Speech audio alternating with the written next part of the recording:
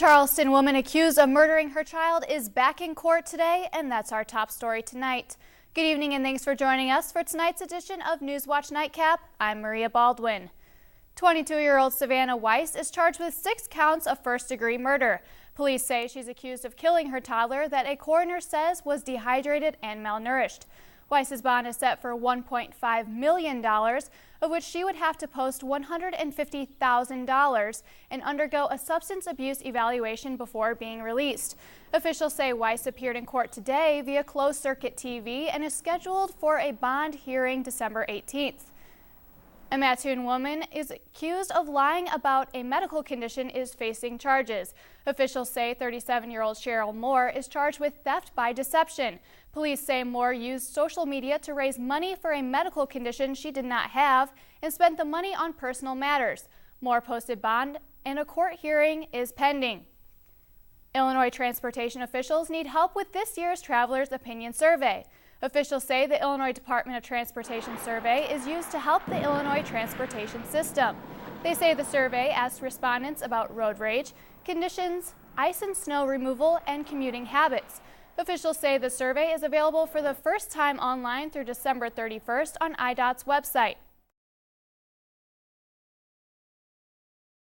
Moussa Dama may look like an average basketball player, but those who really know him use different words to describe him. He's so much more worldly, even more so than anybody on our staff, that it's an interesting thing. If you ever have a chance to just talk to Moussa, just talk to Moussa. Dama, originally from Parakou, Benin in West Africa, immigrated to California to advance his studies.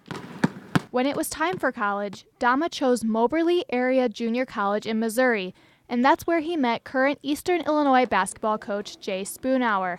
Spoonhour says he's had the pleasure of watching Moussa develop not only as a player, but as a person. Play last year where he was dribbling the ball, and I told him, I said, there's a lot of times the opponent can sense fear when a guy's doing something. I said, when you had the ball and you were dribbling it, the only thing they could sense was like unadulterated joy, because he was just dribbling it happy as can be. The positive demeanor Dama brings to the court did not come from an easy upbringing, but one where happiness and positivity was needed to survive. When you come from a part of the world where it's constant stress and constant problems coming your way, you don't have a choice but to smile all the time. So it's like growing up, I always just had this energy way of bringing up people, way of talking people out of being sad and stuff like that. As for now, Dama remains a strong leader on the Panther basketball squad, using his past as a way to always look on the positive side of life. So every day something happens or I found myself in not the best situation, I always look back at my past and be like, oh, I've been through that, I've been through worse, so this ain't nothing. For the 4th consecutive week, an Eastern Illinois football game is decided by 3 points or less. That's right, the Panthers traveled to Murray State in another Ohio Valley Conference game, and overtime was needed to decide this one. Behind 236 rushing yards from Isaiah Johnson, Eastern edges out the Racers in a 27-24 double overtime win to stay undefeated in the conference.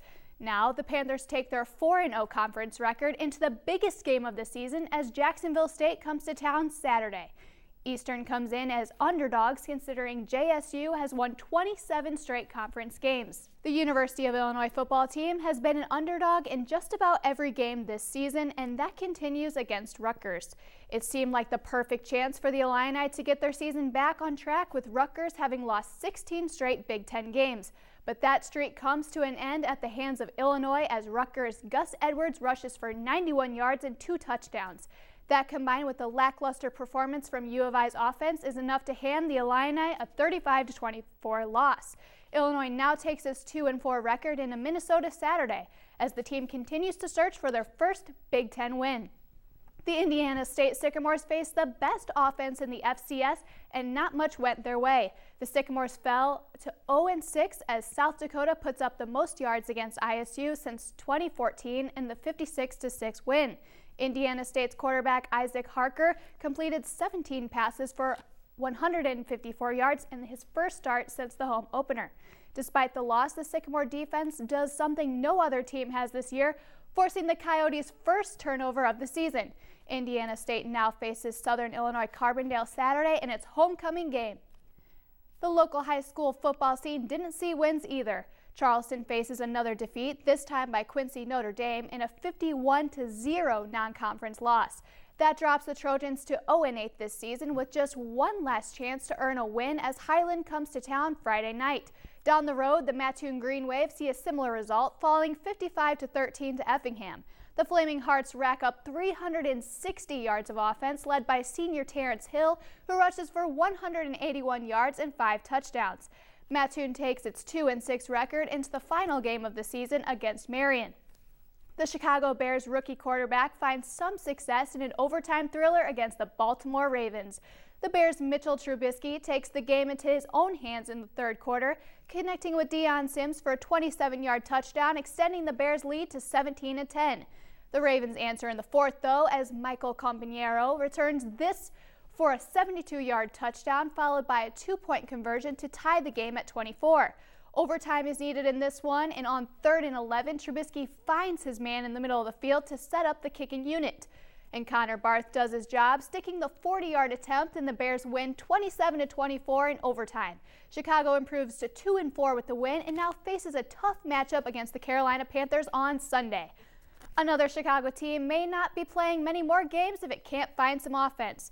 The Chicago Cubs head back home for Game 3 of the NLCS tomorrow, trailing the Los Angeles Dodgers 2-0 already. Chicago sends Kyle Hendricks to the mound in hopes of making a comeback in this series. In Game 2, it was another silent night from Chicago's offense despite this solo shot from Addison Russell, giving them the 1-0 lead in the 5th. Justin Turner led the way for Los Angeles, answering with an RBI single to tie things up at 1.